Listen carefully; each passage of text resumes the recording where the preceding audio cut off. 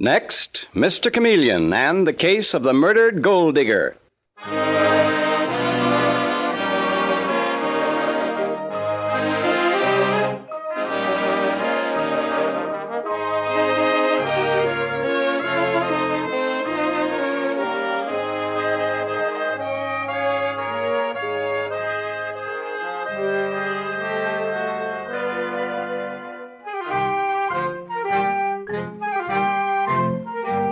Tonight, we again present the famous Mr. Chameleon of Central Headquarters in his most famous cases of crime and murder. Mr. Chameleon, as you all know, is the famous and dreaded detective of Central Police Headquarters who frequently uses a disguise or impersonation to confuse the criminals he is tracking down. In tonight's case, he appears in a particularly interesting disguise which the audience will at all times recognize. Tonight we give you Mr. Chameleon in the case of the murdered gold digger.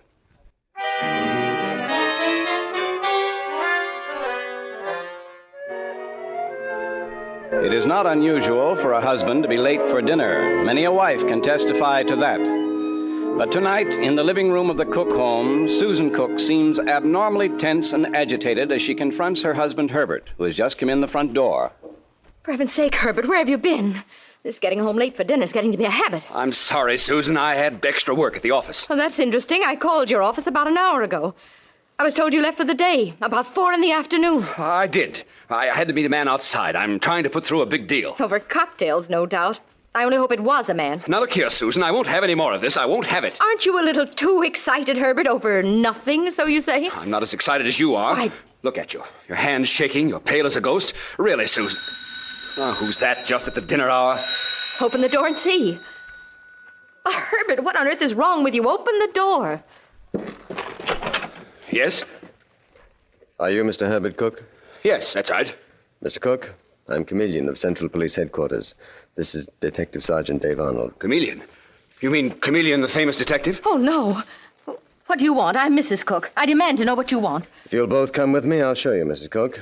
A girl's body's been found in the bushes near the entrance to your driveway. A girl's body? Is this a joke? Hardly, Mr. Cook. The girl is dead. Stabbed to death. I want you to look at her. But, Mr. Chameleon, Now, look, folks, I'd do what Mr. Chameleon says if I were you. Oh, of course, of course. Come along, Susan. This is horrible, but it has nothing to do with us. The body was seen by a passerby about half an hour ago. The police were notified, and I came up immediately. I'm surprised neither of you noticed the police car. My wife was getting dinner. I happened to come in the back way. The girl was killed about 6 o'clock. She was stabbed several times in the heart. Oh. Here she is. Mr. Cook? Mrs. Cook? You know this girl? Oh, no. No, Mr. Chameleon, I never saw her in my life. Mrs. Cook, I want the truth. This is murder. My wife is telling you the truth. I never saw this girl either, never. Well, as you can see, she's young. In a flashy way, rather attractive. Somehow, that always makes murder seem more horrible. Well, Mr. Chameleon, you might be wasting your sympathy on this girl. I might, but she was killed, and it happens to be my job to find the killer. All right, Mr. and Mrs. Cook, you may go back to your house now. I'll be in touch with you later. But why?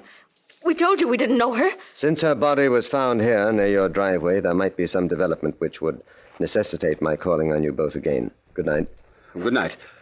Come along, Susan, dear. There's nothing to worry about. Of course there isn't, Herbert. Of course there's nothing to worry about. For two unworried people, Dave, they seem pretty much upset. Well, after all, Mr. Chameleon, it is kind of a shock for them to find a dead girl lying near their front door. Even a dead girl that they claim they don't know. I'll tell you something else, Dave. For two people who didn't know her, both Mr. and Mrs. Cook were dangerously close to hysteria.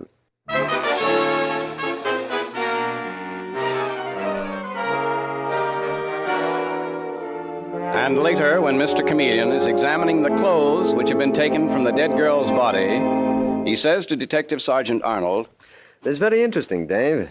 Look at this fur stole. $5,000 job. Her shoes must have cost $50 a pair. And this jewelry. Every bit of it is real, Dave. Yet the girl herself is definitely on the cheap side. If only we could find some identification, Mr. Common Chameleon. little girl with too much makeup. Yet she dresses like the wife of a millionaire. Well, here comes the commissioner. Hello, Commissioner. Oh, hello, Chameleon. How's it going? Well, this is a tough one, Commissioner. Not a single mark of identification on the girl. Mm-hmm. She's a gold digger, if my guess is right, but that, I'm afraid, is the extent of my progress. Why do you think she was murdered, Chameleon? Robbery? With $500 on her and cash and all that jewelry? No, Commissioner, the motive was a personal one. There was plenty of hatred back of it.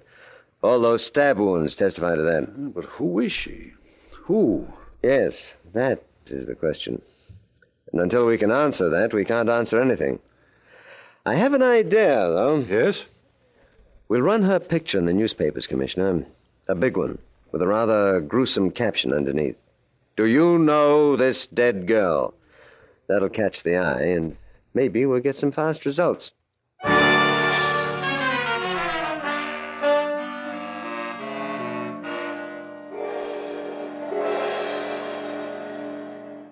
Dave, I don't understand it. 24 hours since that girl's picture appeared in the papers, not a peep out of anyone. Someone must know her. Well, give it time, Mr. Chameleon. Well, I know, but a killer is at large, and he could... Hello? Chameleon of Central Police Headquarters. Is this Mr. Chameleon speaking? Yes, who's this? My name is Leo Long. I'm a waiter in the cocktail lounge of the Coronet Hotel. Is it about the murdered girl's picture that appeared in the newspapers? I'll say it is. I waited on that dame for the last 6 months. You know her name? Only her first name, Daisy. But I can tell you plenty about her.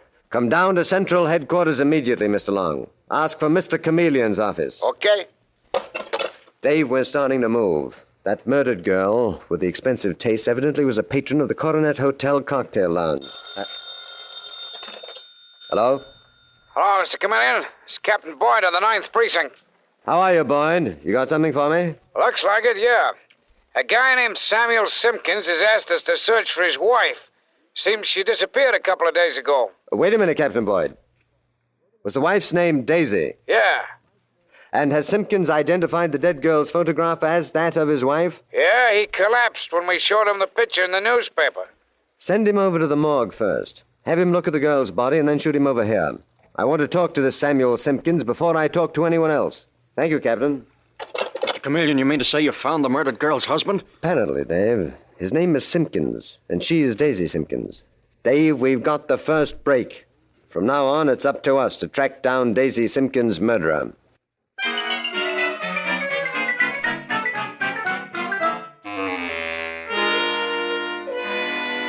And a little later at Central Police Headquarters, Mr. Chameleon eyes the figure of the distraught, nervous man sitting before him, and he says, Mr. Simpkins, your wife was found murdered in the driveway of a house occupied by a couple named Cook.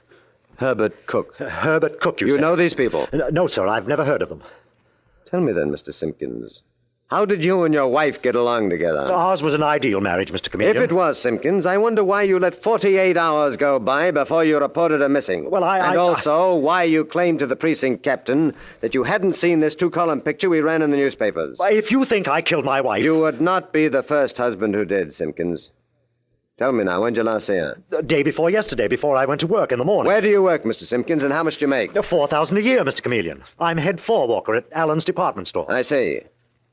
Mr. Simpkins, $4,000 a year would hardly keep your wife in expensive jewelry. Expensive jewelry? That junk of Daisy's? It was costume stuff. It's worth thousands of dollars. I don't believe it. Simpkins, did your wife have any men friends? If she did, Mr. Chameleon, it was perfectly all right.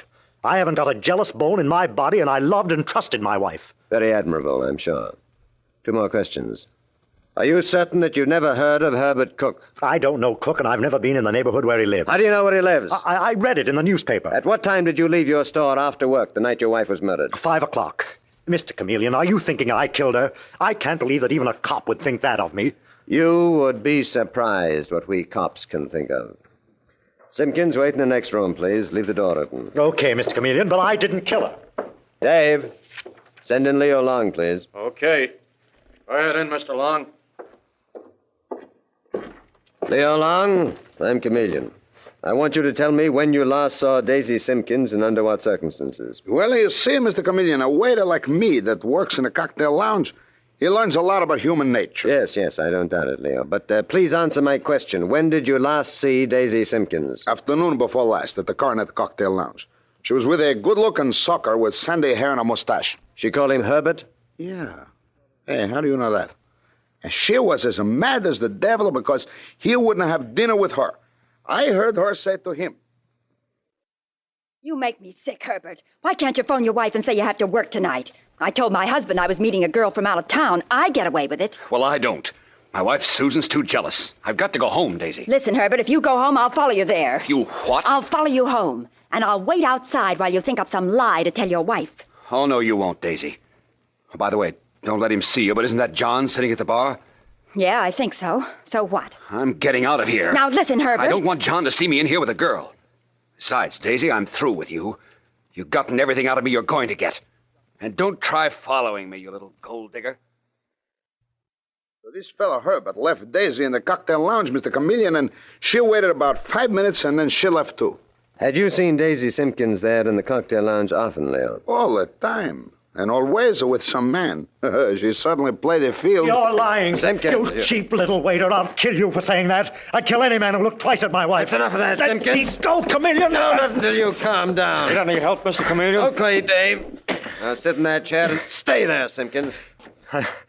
I'm sorry, Mr. Chameleon. I lost my head. I thought you'd give yourself away if you heard this waiter lay a long statement about your wife. You, with not a jealous bone in your body. Well, you know better now, but I still didn't kill Daisy. Well, you're still going to be held for further questioning. Officer Smith, put this man in the detention room, please. Dave, that gives us the first break in this case. Well, that Simpkins is just the kind of guy who'd go nuts and let somebody have it. And Mr. Herbert Cook, who said he had never seen the murdered girl, Simpkins' wife, had been definitely connected with her, Dave. Give me that phone, please. Here you are, Mr. Chameleon. This is Chameleon. Get me Mrs. Herbert Cook on the phone, please. And step on it. I don't want to wait here. Hello? Hello, Mrs. Cook. This is Central Police Headquarters, Mr. Chameleon. Mr. Chameleon. We have information that makes it imperative that we talk to your husband at once. Well, he's not here. But I assure you, Mr. Chameleon, my husband Herbert and I never saw that murdered girl in our lives. Where is your husband, Mrs. Cook? At his office, I suppose. Arnold and Company. But I repeat, Thank you, Mr. Mrs. Chameleon, Cook. Goodbye. What's the idea, Mr. Chameleon? We know where Herbert Cook works. Why did you phone his wife? She is already phoning Herbert of my call, Dave. And if either Cook or his wife try to make a break, we'll nail them. So they didn't know Daisy Simpkins. Come along, Dave. We're off to Herbert Cook's office. And, Dave, we'll put the heat on him fast and hard.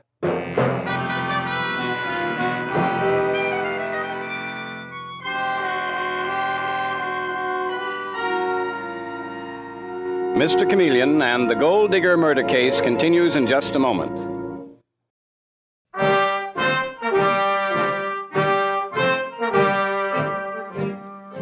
And now back to Mr. Chameleon and the case of the murdered gold digger. The stabbing of the cheap little gold digger, Daisy Simpkins, wife of Samuel Simpkins, an intensely jealous man, is still unsolved. But Chameleon has just learned that the last man with whom Daisy was seen alive was Herbert Cook, on whose lawn the body was found and who protested to Chameleon he had never seen the girl before. Chameleon is now standing outside Cook's office with Detective Sergeant Dave Arnold, ready to pounce, and he is saying, Watch it, Dave. I hear Herbert Cook's voice from the next room. He's on the phone. Let's try to hear this. Move up to the door. Okay, Mr. Chameleon.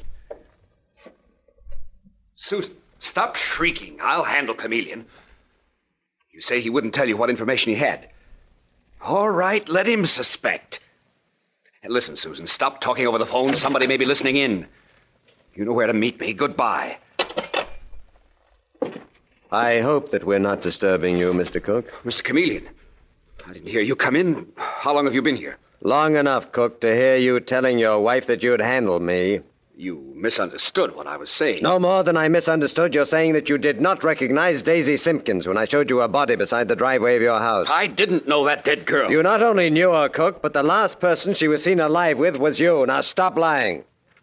I'll give you the choice of telling the truth, or you'll find yourself in jail with a murder charge against you. Believe it or not, Mr. Chameleon, I couldn't identify Daisy's body. Blind that evening? My wife was there.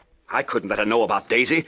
The only thing I could do was deny knowing who she was. I see, Cook. You mean that your wife was jealous? Intensely jealous. Mm-hmm. So after Daisy had followed you home, you killed her, pulled her body under that bush, went into the house, and I didn't kill her. Why should I kill her? To keep her from tipping your wife off to your affair with her. A perfect motive, but not a perfect murder. I can't help it if that little gold digger followed me home. I can't help it if I've got a jealous wife. If that is your story, Cook, it will hold in court like a soup strainer holds water. I swear I didn't kill Daisy Simpkins.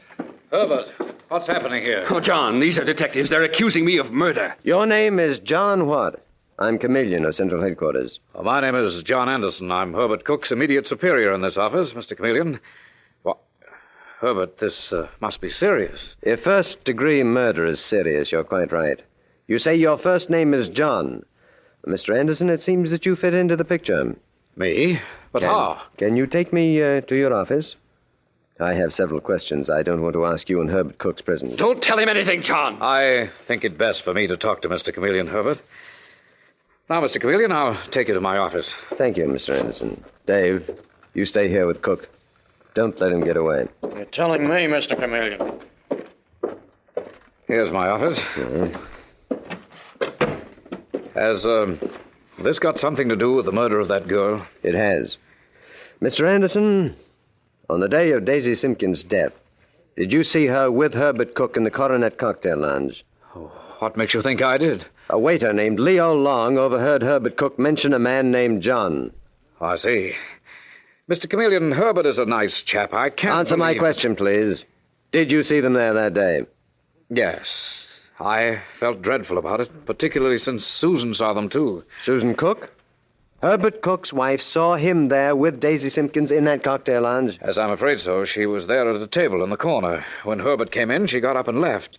Herbert didn't notice her, but I did. Oh, why does a man like Herbert get mixed up with a little gold digger like that Daisy? Mr. Anderson, tell me, do you ever see the Cook socially? Oh, yes, quite often. I dined with them last week. Poor Herbert, he's in debt, too. He's been borrowing against his salary for weeks. Susan, it seems, needed an expensive operation. Poor Herbert. Poor Herbert may be a murderer. Mr. Chameleon. One more thing, Mr. Anderson. Have you ever seen this very unusual bracelet? I could hardly forget that bracelet. As I told you, I dined with the Cooks last week. It was Susan's birthday. That bracelet was Herbert's gift to his wife. Why do you ask? It was found beside the body of the murdered girl on the Cook's front lawn. Oh, this is a shock to me. I can't conceive Susan Cook as a murderess. I know she was jealous of Herbert, but a murderess... No, it must be Herbert, Mr. Chameleon. And for a girl like Daisy Simpkins... Thank you, Mr. Anderson. Would you mind showing me back to Herbert Cook's office? Why, certainly. Here you are, Mr. Chameleon. Thank you. Good day. Good day. Dave, take Herbert Cook to headquarters and hold him, and then meet me at his home. Herbert, I'm on my way to see your wife. I know John Anderson has lied to you about me. I know he has.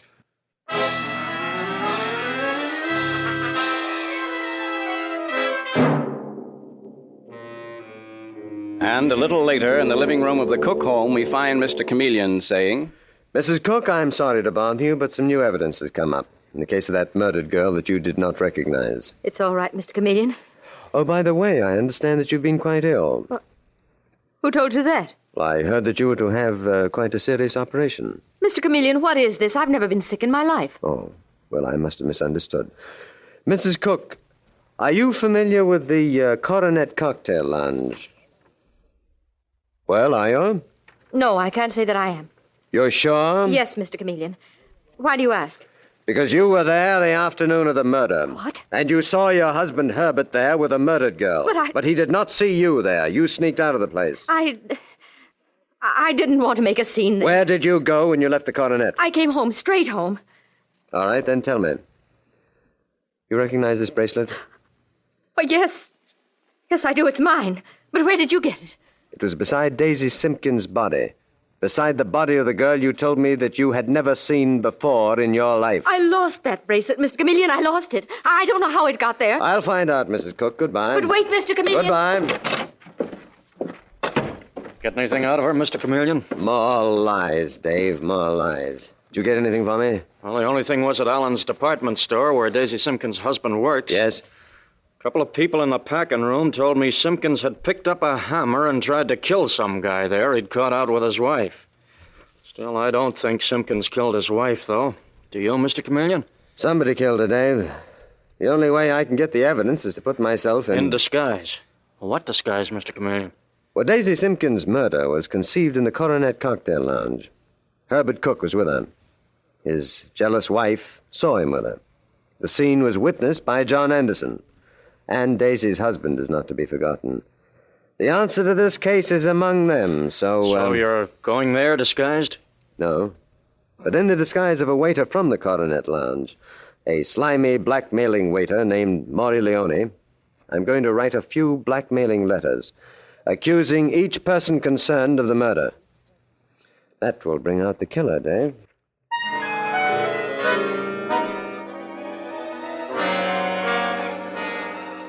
And now, 24 hours later, in the furnished room such as a waiter might occupy, we find Mr. Chameleon waiting tensely, disguised as a waiter from the Coronet Cocktail Lounge, with Detective Sergeant Dave Arnold. And Mr. Chameleon is saying... Something's got to happen soon, Dave. Each letter I send out signed a waiter from the Coronet Cocktail Lounge was a direct threat to that person's safety. I gave them this phone number. I said to call first. But, Mr. Chameleon, when they do call... Here we go, Dave. This is it. Hello? Yes, this is the waiter at the Coronet Cocktail Lounge. Yeah, I sent that letter. I want $300. Tonight will be fine. Yeah, here in my room. You have the address? 10 o'clock sharp. Remember, I want $300 in cash. You better knock on the door 3 times so I know it's you. That does it, Dave. Did you recognize the voice, Mr. Chameleon? No, it was as heavily disguised as mine. Now we have work to do. I want all of those people shadowed, every one of them trailed during the entire evening, right up to 10 o'clock.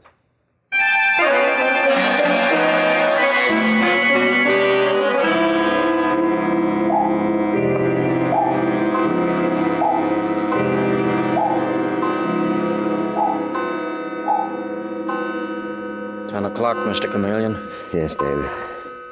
Daisy Simpkins' murderer should soon arrive to meet me, disguised as a waiter in the Coronet Cocktail Lounge. Here they are. You all set, Dave? Yes, Mr. Chameleon. Stand in back of the door. Here I go as the waiter.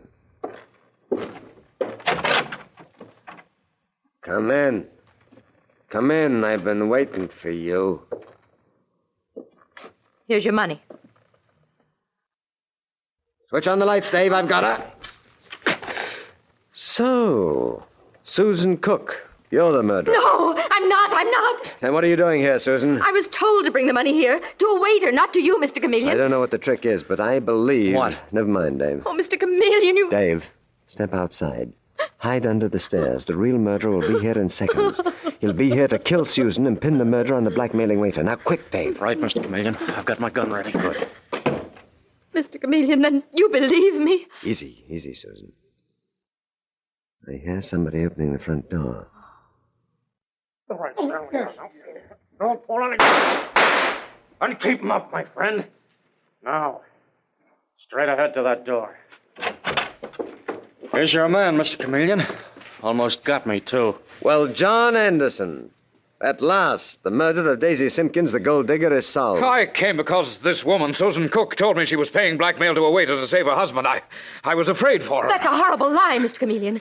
He gave me the money and told me to bring it here. It was the only way to save my husband. Shut up, you... Never mind, John Anderson. I've got you. But I had no reason to kill Daisy Simpkins. I got you, Anderson, when you lied about Susan's bracelet. The one we found next to Daisy's body. You knew that Herbert Cook had taken that bracelet and given it to Daisy Simpkins. I thought it was lost. No, it wasn't, Susan. And in that way, Anderson, you tried to throw suspicion off yourself. You, Anderson, bought Daisy Simpkins those expensive clothes. You were the one who drew advance salary from your employers, not Herbert Cook. And the $300 you gave Susan to bring here tonight were marked bills. Bills you pilfered from the office safe. I marked them myself this afternoon. All right. All right, I killed her. She bled me white. She took every dollar I had. And she threw me over for Herbert Cook. I hated her. I hated him, too. I left her body at Herbert's driveway. I hoped he'd be convicted. Strange how some women can poison everything they touch. I imagine once, John Anderson, you were quite a decent man. But I arrest you now for murder. Daisy Simpkins destroyed you just as thoroughly and completely as you destroyed her.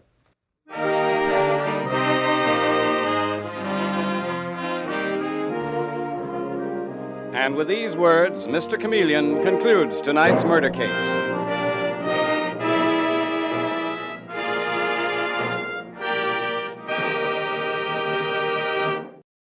Mr. Chameleon is played by Carl Swenson and written by Marie Baumer and Frank Hummert from the original story by Frank and Ann Hummert. Music directed by Victor Arden. Your announcer is Howard Claney. This is CBS, the Columbia Broadcasting System.